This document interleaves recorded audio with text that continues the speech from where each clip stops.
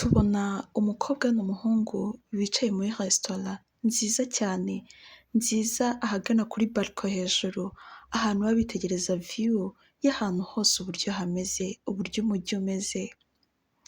Aba ari mu gasaha k'akagoroba, saa kumi n'imwe hafi saa kumi n'ebyiri.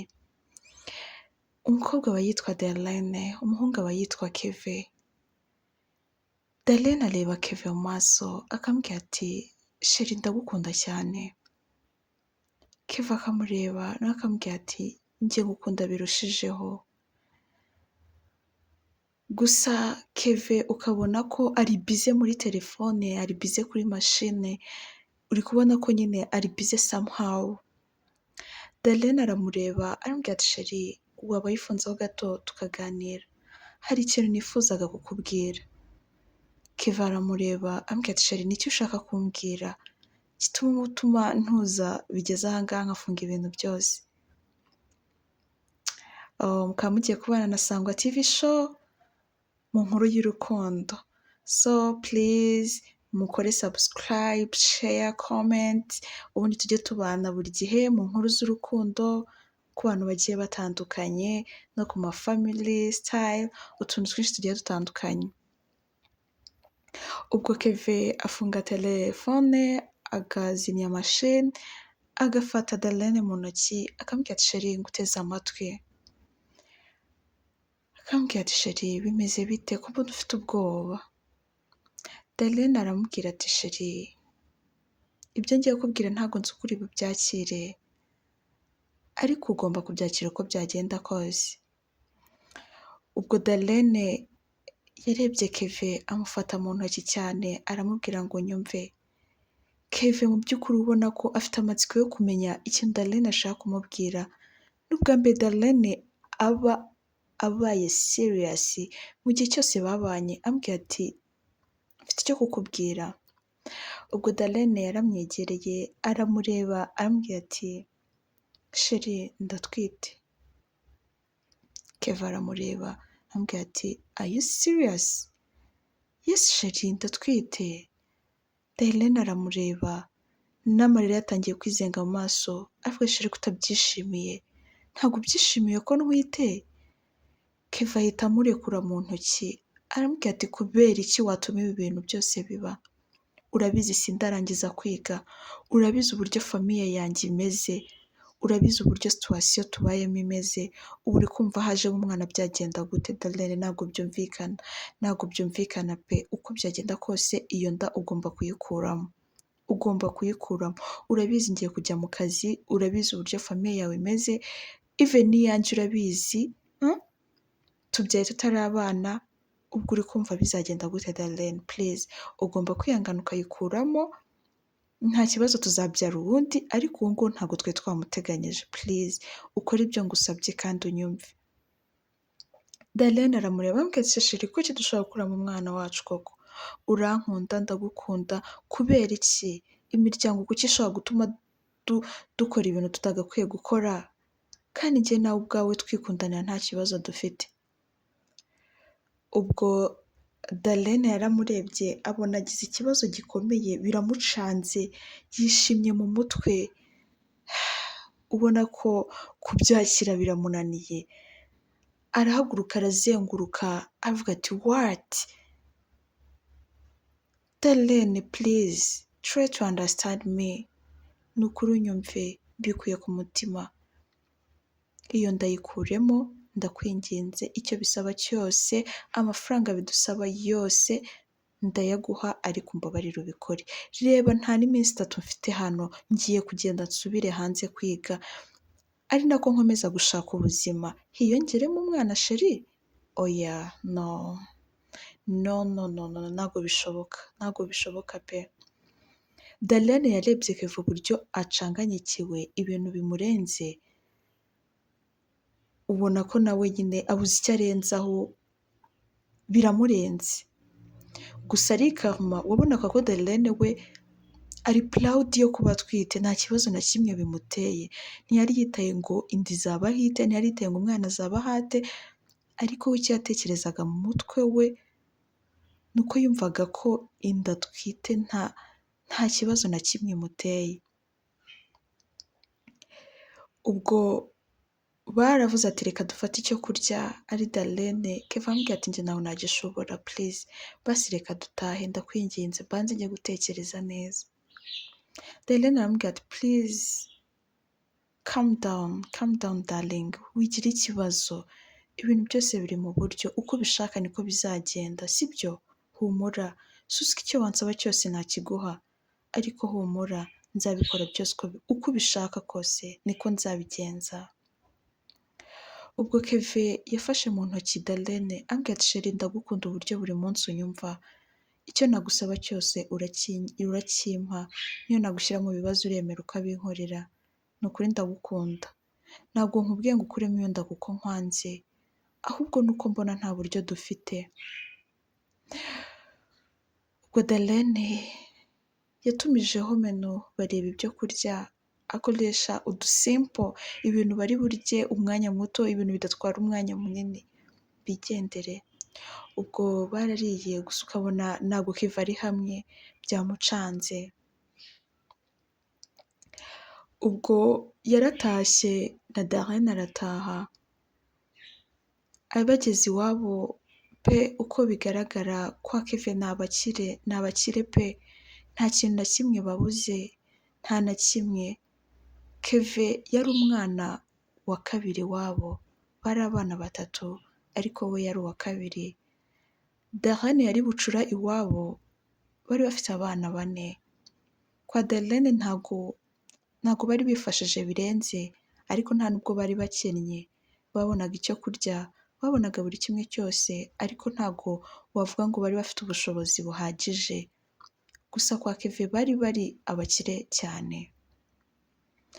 Ubwo ngubwo Darlene yagiye mu cyumba aricara, akora ku nda, arangije aravuga ati mwana wanjye, yego nagutwise ntabiteganyije, ariko ntago ngomba kugukuramo, uko byagenda kose nzakurera kandi ndabizi ko uzabaho neza. Arangije afata ajenda arandika, arahira yuko anasinya yuko umwana atwite azamubyara uko byagenda kose, Kevin yamwemera atamwemera, she don't care, ntago yari abyitayeho. Icya mbere ni uko yari kubanza akabyara umwana we. Ubwo twagarutse kwa Kevin yagiye mu cyumba biramucanga, yibaza uburyo akunda umukobwa, yibaza uburyo yamuteye inda, yibaza utuntu twinshi muri we biramucanga. Gusa yahise atekereza yuko agomba gushaka amafaranga menshi nk'uko bari babivuganye, Darlene agakuramo inda. Yagiye kuri banki, arabanza aracekinga, akora buri kimwe cyose, arangije afata amafaranga, ntago yari menshi pe, ariko nanone ntago yari make, arayafata ayataransfaringa kuri konti ya Darlene. Arangije afata message ayohereza Darlene ambwira ati nkushyiriye amafaranga kuri konti, ndizera ahagije, uzayikuramo kandi ukomeze wiyiteho bihagije, ntuzigere ugira ikibazo na kimwe, kandi umbabarire kuba tugiye gukora ibi bintu, ariko I promise you ningaruka umwana nzamuguha ni ukuri, kandi nanjye ndamushaka, ariko tukamubyara mu gihe cya nyacyo. Ubwo Darlene yarebye amafaranga bamwohereje kuri konti, abona Kevin amwoherereje $15,000,000 zo kwiyitaho n'umwana akamukuramo, ku buryo nta kintu na kimwe gishobora kugaragara, nta n'ikimenyetso na kimwe, kandi azakomeza akabaho neza. Ubwo Darlene yarayarebye, arangije aravuga turakoze Mana, aya mafaranga nzayafata neza uko bishoboka kose, ndabizi azangirira akamaro. Ubwo Kevin yahamagaye Darlene arambwira ati reka duhure, urabizi yuko ejo nzagenda, so ngomba guhura nawe nkagusezera. Bahuriye ahantu muri hoteli mu cyumba, niho babazaniye buri kimwe cyose, baricara baraganira, Kevin amusaba imbabazi ambwira ati umbabarire nanjye si njye, arangije arapfukama asoma ku nda ya Darlene aravuga ati mwana wanjye umbabarire, ntabwo ari uko nkwanze, ahubwo ni uko mbona waza kubaho nabi kandi sinifuza yuko umwana wanjye agomba kubaho nabi, agomba kubaho neza. Wihangane murumuna wawe naza nzi ko azaziba icyuho cyawe. Arangije asoma Darlene ku itama no ku gahanga ambwira ati sheri uzihangane nzajya mpora nkuvugisha buri munsi menye amakuru yawe. Darlene yarebye Kevin aramubwira ati ibi bintu umbwiye gukora ntabwo nabikora ndi mu rugo, ntabwo bishoboka. Uko byagenda kose pasi najya nko kwibana nk'ukwezi kumwe, wenda byaba bimaje kujya mu buryo cyangwa amezi abiri. Kevin aramubwira ati ntugire ikibazo, inzu si ikibazo, nimba ari inzu udasiga nyishyuye kiremo buri kimwe cyose, ariko ubanze wiyiteho. Ubwo ku mutima Darlene yarishimye cyane, aravuga ati uko byagenda kose uyu mwana azabaho kandi ndabizi ko uzamwishimira. Kevin yafashe ukuboko Darlene aramuhagurutsa aramuhobera cyane aramubwira ati sheri ndagukunda, ndagukunda cyane kandi nta wundi muntu ushaka gukunda nk'uko ngukunda, uranyumva, uranyura muri buri kimwe cyose, so usigare amahoro, ndagukunda cyane kandi uzahora uri uwanjye iteka ryose. Ubwo barasohotse bajya mu modoka barataha. Yabanje ageza Darlene iwabo aramubwira ati sheri bayi, ejo ubwo tuzahura mu gitondo tugende turebe aho ugomba kuba, ku bintu uko bigomba kugenda and then nzagenda nimugoroba. Ubwo Darlene yaratashye aritunganya, utuntu twe twose adushyira ku murongo, ubundi aragenda aricara muri salo nk'uko bisanzwe asangira n'umuryango we, ariko ukabona ko Darlene atameze neza. Akamubwira se Darlene ufite ikihe kibazo? Akabwira ati nta kibazo mfite, ni uko naje naniwe tu, umutwaro uri kundya, ntabwo ndi kwiyumva neza, gusa nimbyuka mu gitondo biraba byashize. Ubwo ngubwo yagiye kuryama, ariko yabanaga n'umu anti we akajya amureba akavuga ati Darlene afite ikibazo, mushatse mwamwitaho. Darlene arabibona aramubwira ati no, ntabwo bikenewe njye meze neza, murabizi ko niyitaho muri buri kimwe cyose, bibaye bikomeye nababwira ariko ntimugire ikibazo. Ubwo Darlene yagiye kuryama arongera akora ku nda ye avuga ati mwana wanjye ndabizi yuko uzaba uw'agaciro, ndabizi ko papa azakwishimira, nubwo ari kubona ko bitashoboka ariko nzabikora. Ubwo ngubwo Darlene yarasinziriye amaze gupureyinga, tubonye ku rundi ruhande tubona Kevin ari guhamagara abantu, ari kudiringa n'abantu benshi akabwira ati nshaka inzu itari nini kandi nziza. Baramubwira ati zirahari rwose ziraboneka. Ambwira ati okay, ejo nzaza mu gitondo nzanye na Darlene turebe uko bimeze. Ati naribi rwose nta kibazo wanjye subizi, buri kimwe cyose nagikora ku bwawe bro.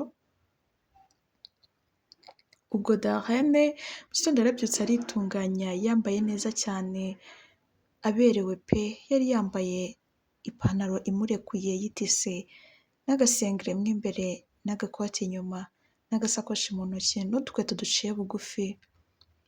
Yari afite imisatsi irambuye myiza, ameze neza cyane. Ubwo Kevin yaje kumureba mu rugo, baragenda bajya aho agomba kuba, barebye inzu babona nta kintu itwaye. Darlene aravuga ati it's okay, iyi nzu ni nziza cyane, ntacyo itwaye sheri, ntacyo itwaye, ni nziza cyane. Ahubwo se wowe uri kubona hari ikintu agutwaye? Kevin yarayibonye abona harimo utuntu tumwe na tumwe atishimiye, aravuga ati no, reka twareba n'iyindi turagaruka nta kibazo sheri. Ubwo bagiye bareba n'iyindi nzu, aba ariyo Keve yishimira, aravuga ati nzagusigamo hano nta kibazo, niyo wabamo amezi 3 nta ribi, nzasiga nishyuye amezi 5. Ubwo ngubwo Keve yarishyuye buri kimwe cyose, arangije asinyira sheke ya miliyoni 3 aziha Darlene, ambwira ati aya ngaya azagufasha mu kubaho, urya n'iki, ntuzigere uhamagara iwanyu batazakeka ibintu byinshi. Ubwo Darlene yambwiye ati sheri urakoze kandi ndagukunda buryo unyitaho, ni byiza cyane.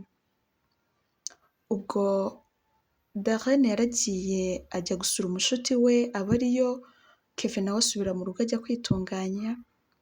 Nko mu ma saa 12 Keve yahamagaye Darlene ambwira ati sheri ngiye kugenda waza ukansezera.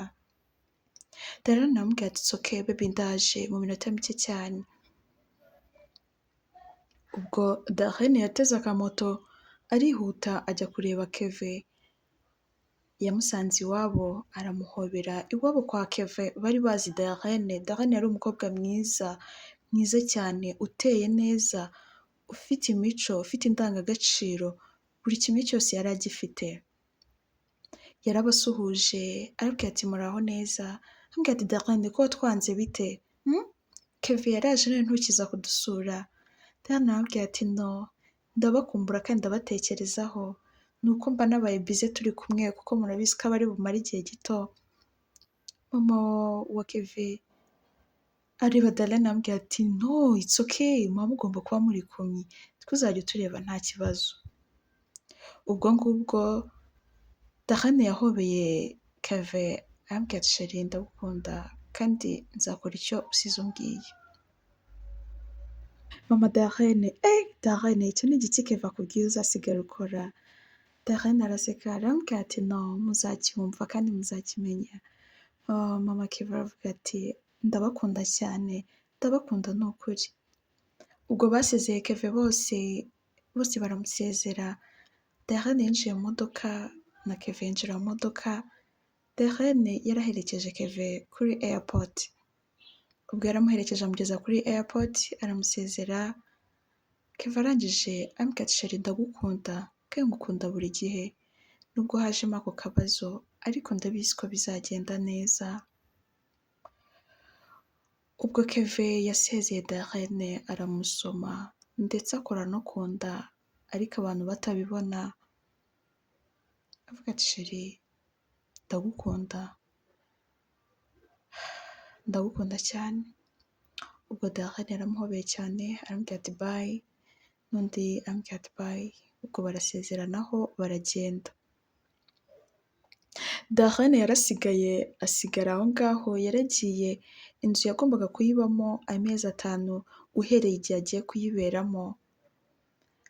Ubwo iminsi yaricumye Darlene akiri iwabo, aragenda arabwira ati mama nabonye akazi, yaje kuganiriza iwabo arabwira ati mama nabonye akazi, ngiye kuzajya gukorera ahantu ariko nzanyuza maze mbasure.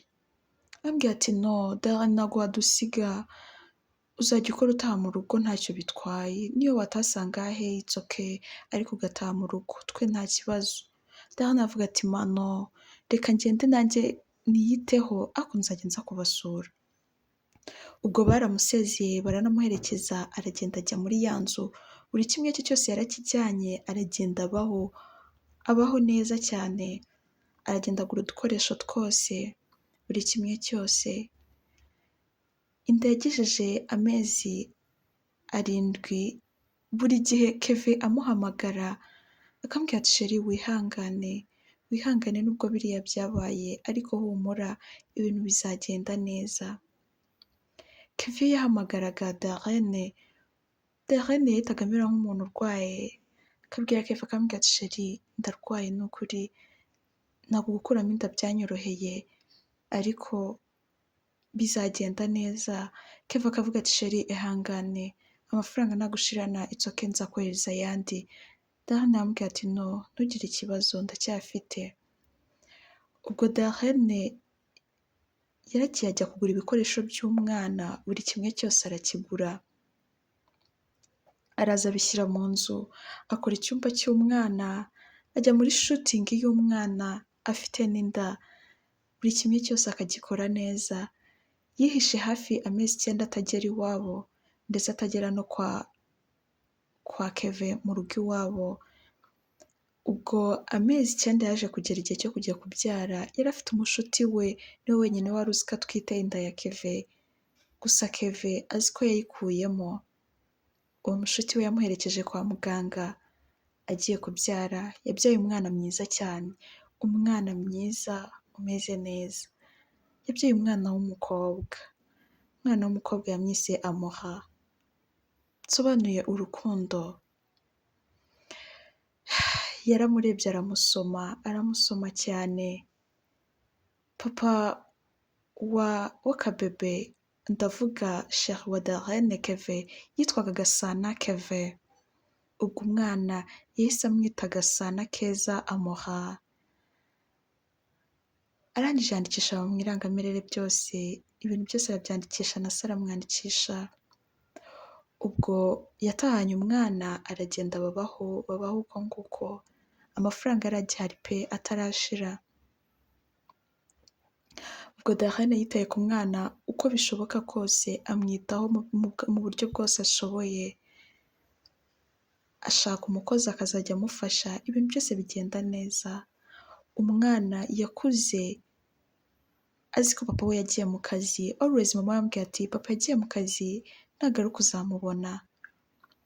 Nyine ni kwa kundi ubwira ababebe uba ubona batabona ba se, ariko ikintu cyose ubwiye umwana uko yaba ari muto kose aracyumva, nubwo atavuga nubwo atakora iki ariko arumva. Ubwo umwana yatangiye kuzajya yiga kuvuga dada, mama, ibintu nk'ibyo. Umwana akajya ahamagara mama we mama, yagera kuri papa we bikamucanga, ariko mama we akamwereka amafoto ya papa we yose, akamubwira ati uyu ni papa, akamwigisha buri kimwe cyose. Kevin yabona akanya ko kumuhamagara, akamuhamagara ariko agahisha umwana, akamubwira ati umeze neza, ati meze neza nta kibazo.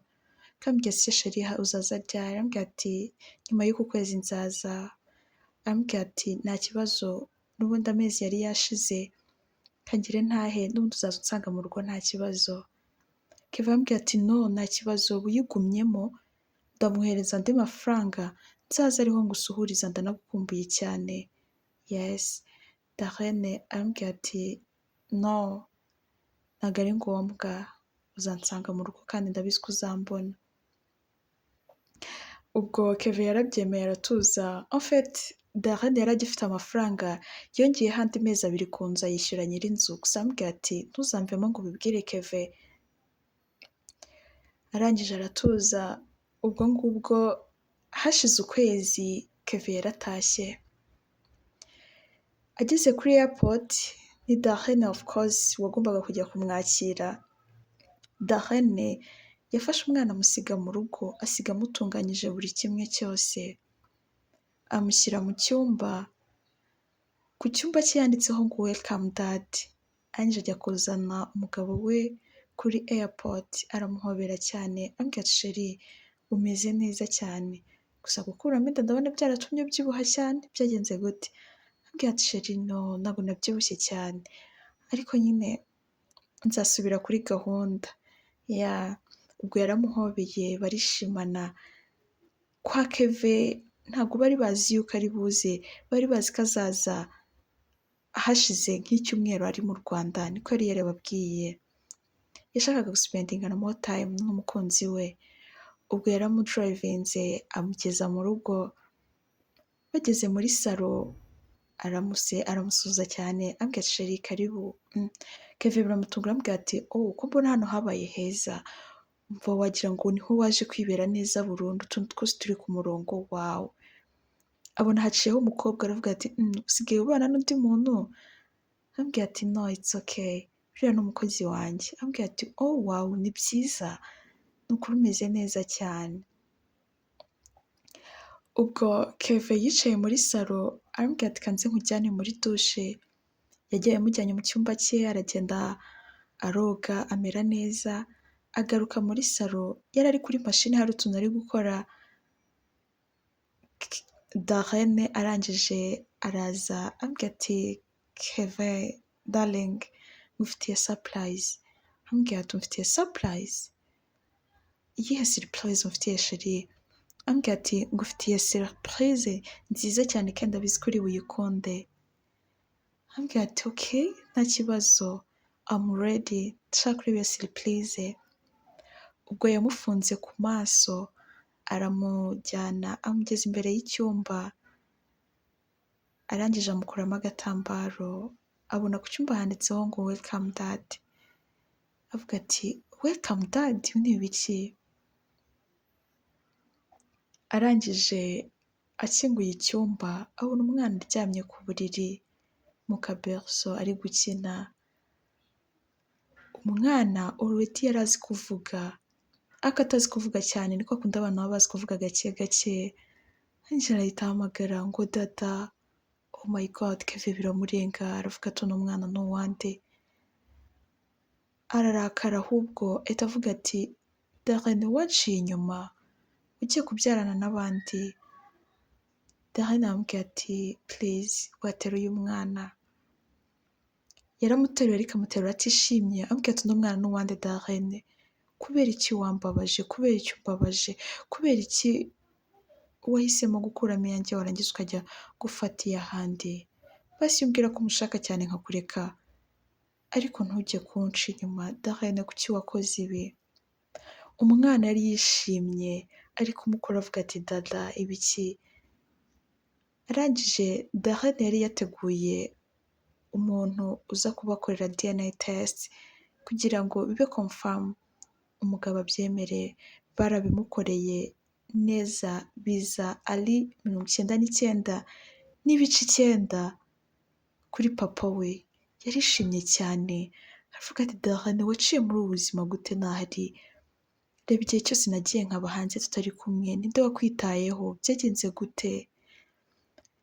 Byaramurenze, yateretse umwana hasi yahobeye Darlene cyane, ambwira ati Darlene kubera iki wemeye ukagisha muri ubu buzima bukomeye bushaririye ntahari? Byagenze gute? Ubwo yateruye umwana arebye abona barasa neza, arangije amubaza basi umwana yitwa nde? Aramubwira ati umwana yitwa Gasana Keza Amoha. Aramubwira ati wow, nuko uri umugore mwiza, uri umukunzi nigeze ngira nkumva ndishimiye. Yarishimye cyane arabahobera bose arabasoma aravuga ati wow. Yarishimye cyane biramurenga. Ubwo ngubwo Darlene yaragiye amwicaza mu cyumba amunyuriramo story yose, uburyo yabinyuzemo, uburyo yabiciyemo, uburyo amafaranga yose yamusigiye yakoresheje neza kugira ngo n'umwana abeho bigende neza. Kevin yarabyumvise avuga ati urarenze, urarenze pe, byaramurenze. Arishima cyane n'umwana yari yishimye. Ubwo Kevin already yaramaze iminsi aho ngaho, yaravuze ati basi ka twitunganye tuzajyane n'umwana basi tujye gusura family. Ubwo ngubwo haciyeho nk'icyumweru n'igice bagiye gusura famille yo kwa Kevin, babona bazanye umwana birabatungura. Mama Kevin yari umuntu utekereza, yahise yibuka ikintu Darlene yabwiye Kevin ajya kugenda ngo uzasanga narabitunganyije, aravuga ati ndakeka ari byo. Gusa nyine banga kumubwira ko Kevin yasize avuze ngo bakuremo uwo mwana. Aravuga ati Darlene urashoboye, kuki utigeze uza hano mu rugo ngo tugufashe, ubona n'ibintu byose bihari ukajya kunyura mu buzima bushaririye? Darlene arababwira ati no, ntabwo byari byiza, ndizera umwana ameze neza nanjye ameze neza, ntabwo byari bikenewe. Ubwo baramushimiye cyane, baramushimira birabarenga, bajya no gusura kwa Darlene barishima, barabashima babwira ati muri abana beza kandi mukomerezaho. Isomo dukuye muri iyi nkuru, ikintu cya mbere ni ukwihangana kandi ukagerageza gutwara umupatena wawe bitewe n'ikintu akubwiye. Yego ntubishyire mu bikorwa nk'uko abikubwiye ubona bitumvikana, ariko ubikore neza kandi nyuma arishima. Nk'uko mubibona Kevin yishimye cyane kubw'umwanzuro mwiza Darlene yafashe wo kubyara umwana, ibintu byose bigenda neza, urugo ruba rwiza